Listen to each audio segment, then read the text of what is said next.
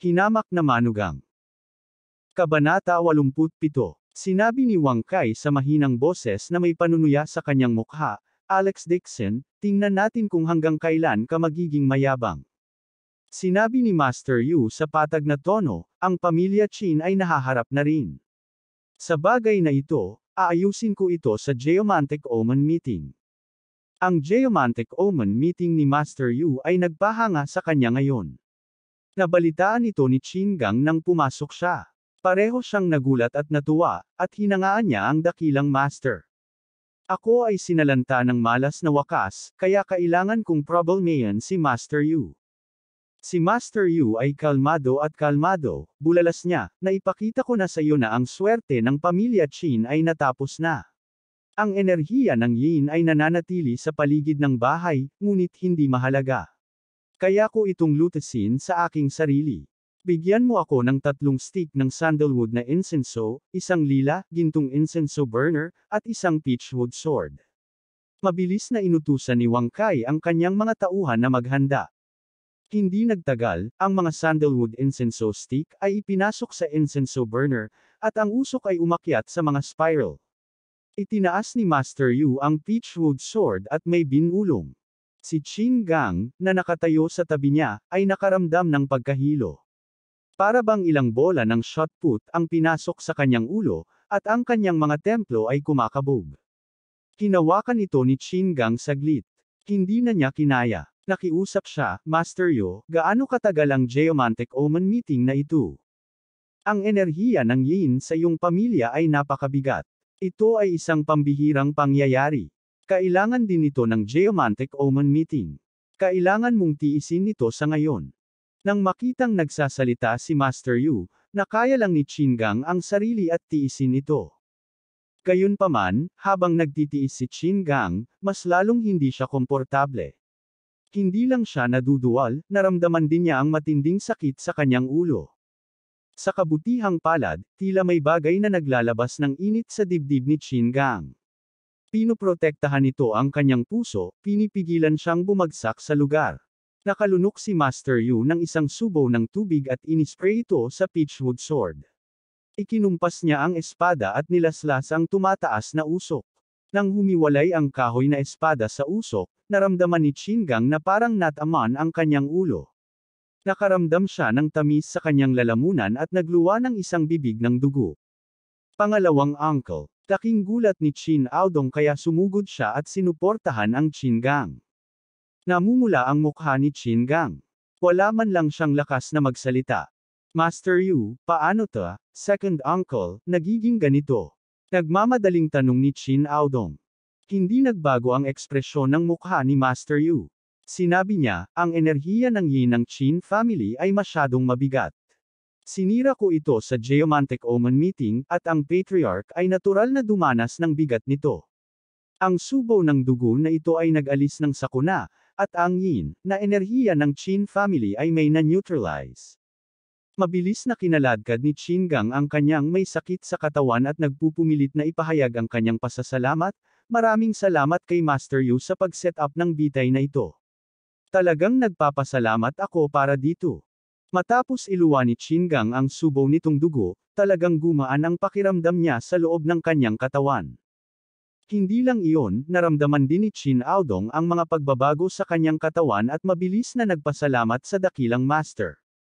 Kumunot ang noo ni Treasure Pavilion Master at sinabing, talagang may kakayahan si Yu Jinghai na ito. Napakabigat ng mamamatay tao na aura ng Qin family, ngunit nagawa niyang i-neutralize ito. Talagang kaya niya. Ang lahat ng mga taong naruroon ay mga mahusay na guro ng Feng Shui. Nang walang anumang paliwanag, alam nila na sinira ni Yu Jinghai ang mamamatay tao na aura ng pamilya Qin. Napatingin sila sa kanya nang may paghanga. Pangalawa tiyo, punta na tayo doon at maupo. Nalalaya ni Qin Aodong ang Qin Gang at pupunta sana sa gilid para magpahinga. Tumango si Qin Gang at hindi na tumingin kay Alex Dixon. Akin na, tama. Pumasok si Alex Dixon sa arena. Umuso si Qin Aodong at sinabing, hindi na kita kailangan. Si Master Yu ay hindi tumanggap ng anumang puntos at tinulungan ang aming Qin family na lutasin ang nakamamatay na aura. Ikaw naman, nagsisinungaling ka sa aking second uncle, tungkol sa pera ko, aayusin ko ang markang ito sa iyo mamaya. Solusyonan mo. Malamig nang umiti si Alex Dixon at sinabing, ang paggamit ng kapalaran ng isang tao upang malutas ang isang nakamamatay na aura ay maaari ding ituring na pag-aalis ng isang sakuna. Ang mamamatay tao na aura ay talagang natunaw na, ngunit ang Qingang ay tiyak na mamamatay sa loob ng 3 araw. Sa sandaling nawala ang boses ni Alex Dixon, nagbago ang ekspresyon ni Qingang. Anong ibig mong sabihin? Mahinang sinabi ni Alex Dixon, Qingang, tingnan mo ang palad mo. May pulang linya ba? Ang mukha ni Qingang ay naging pangit. Mabilis niyang itinaas ang palad niya at natigilan. Nakita ni Qingang ang isang malabong pulang linya na lumitaw sa kanyang palad. Ang pulang linyang ito ay nagsimula sa lifeline ng kanyang palad at umabot hanggang sa kanyang braso. Nagulat si Qingang. Ano ito? Wala akong ganito dati. Sinabi ni Alex Dixon sa malamig na boses, ito ang iyong lifeline. Ang nakamamatay na aura ng Qin family ay umaakyat sa langit. Ginamit ng Geomantic Omen meeting na nilikha ni Yu Jinghai ang iyong buhay upang malutas ito. Makalipas ang 3 araw, ang pulang linyang ito, aabot hanggang siko mo. Kapag dumating ang oras na iyon, mamamatay ka. Natahimik ang karamihan. Lahat sila ay nakatingin sa palad ni Qingang. Lahat sila ay mula sa Feng Shui Profound Realm, kaya natural na alam nila ang lifeline ng isang palad. Imposible, paano mamamatay ang second uncle? Alex Dixon, huwag kang manirang puri sa iba, at gusto mo pa ring ipagpatuloy ang pagbubulalas ng kalokohan at dayain ang pera ng Qin family. Sigaw ni Qin Aodong. Tumayo si Treasure Pavilion Master at sinabi sa malalim na boses, tama si Alex Dixon. Ang palm print na ito talaga ang lifeline, at ang pulang linyang ito ay tinatawag na lifeline sa Feng Shui world. Makalipas ang 3 araw, tiyak na mamamatay, si Qingang. Mamamatay ako. Namutla ang mukha ni Qingang, at hindi na siya makatayo. Bumagsak siya sa lupa na may plop. Nagulat din si Qin Aodong. Tumingin siya kay Master Yu para humingi ng tulong. Master Yu, napakalakas mo. Iligtas mo, ang pangalawang tiyo. Ang buong pamilya Qin ay suportado ng Qingang. Kung siya ay namatay, walang sino man ang maaaring kumuha sa negosyo ng pamilya ng Qin family. Si Qin Aodong ay walang kakayahan na sakupin ang negosyo ng pamilya, at hindi rin niya kayang kunin ang negosyo ng pamilya. Si Master Yu ay nakatayo habang nasa likod ang kanyang mga kamay, ang kanyang ekspresyon ay mayabang. Masyadong mabigat ang nakamamatay na aura ng pamilya Qin. Ito ang tanging paraan. Kung gusto nating protektahan ang buong pamilya, magagamit lang natin ang Geomantic Omen meeting para sugpuin sila. At saka, hiniling mo lang sa akin na basagin ang nakamamatay na aura. Hindi mo hiniling na protektahan ko ang buhay ng mga tao. Magagamit ko lang ang umatake sa masamang spirito. Pagkatapos sabihin iyon, buong pagmamalaki ni Master Yu na tumingin sa paligid. Kung may makakagamit ng ibang paraan, aaminin ko ang pagkatalo. Pakiusap, iligtas mo, ang pangalawang tiyo. Mabilis na humingi ng tulong si Qin Aodong sa lahat. Gayunpaman, ang mga nakita ni Qin Aodong ay umiling sa lahat. Napabuntong hininga ang Treasure Pavilion Master at sinabing, Qin Aodong, Qin Aodong. Hindi naman sa ayaw naming tulungan.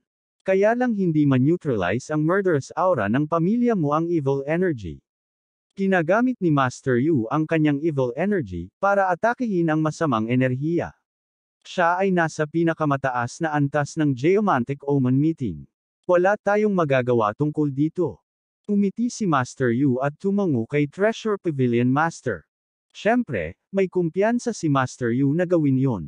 Sa buong Great Master Banquet, walang makakapantay sa kanya. Ang nakamamatay na aura ng Qin family ay dead end din. Bukod sa kanya, wala na sigurong ibang tao sa buong Nanguang region ang makakapag-neutralize dito. Ganun ba? Bakit pakiramdam ko medyo mahina ang kakayahan mo? Isang mahinang boses ang bumasag sa katahimikan ng eksena. Namula ang mukha ni Master Yu at sinabi niyang, Alex Dixon, kung may sasabihin ka, sabihin mo lang. Stop pretending. Umiti si Alex Dixon at sinabing, how dare you take out such a low-level Geomantic Omen meeting? Ang paggamit ng masasamang espiritu para mag-transform sa masasamang espiritu ay isang masamang pamamaraan na ipinagbabawal sa Wind and Water Realm. Hindi mo ba alam? Nang marinig ang tono ng babala ni Alex Dixon, pinigilan ni Master Yu ang kanyang galit at sinabing, ito lang ang paraan. Huwag mong sabihing may iba ka pang ideya. Siyempre. Mayabang na sagot ni Alex Dixon, umalangaw-ngaw sa buong mundo ang kanyang boses. Nag-alinlangan si Qin Aodong, ngunit itinulak siya ni Qin Gang palayo at nagpumiglas na lumuhad sa harap ni Alex Dixon. Master Dixon, mangyaring iligtas ang aking buhay. Kung kailangan mo ng anumang materyales, sabihin mo lang sa akin. Pumunta si Qin Gang dito para lang makita ang kakayahan ni Alex Dixon. Hindi niya akalaing mawawalan siya ng buhay pagpasok niya.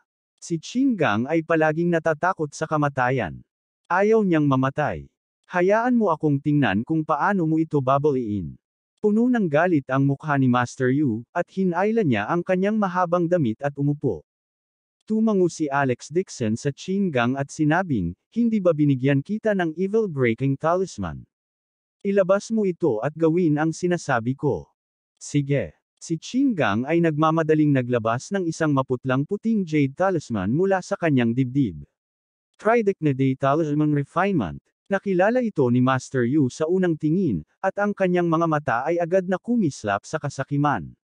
Ang puso ni Master Yu ay napuno ng galit at poot. Kung hindi dahil sa pakikialam ni Alex Dixon, matagal na sana sa kanya ang Tridecnide.